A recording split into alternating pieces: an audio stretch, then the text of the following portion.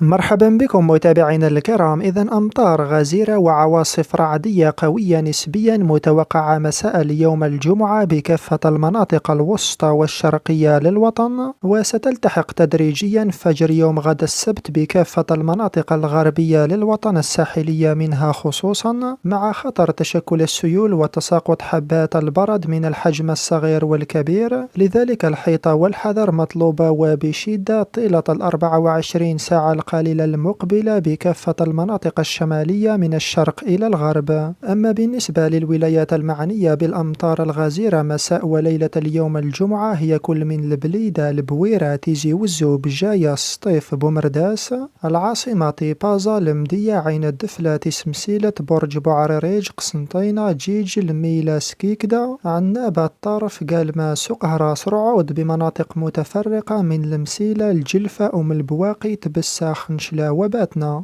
أمطار جد غزيرة وعواصف رعدية قوية محليا فجر يوم غدا السبت بكل من الشلف، تيارت، مستغانم، معسكر، السعيدة، غيليزان، وهران، تلمسان، سيدي بالعباس، ومناطق متفرقة من شمال النعامة، البيض والأغواط.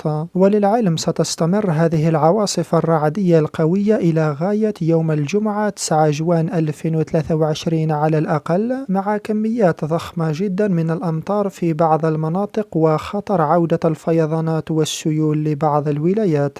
وأي جديد آخر مهم سنحاول أن نوافيكم به لاحقا. هذا كله ويبقى العلم لله وحده.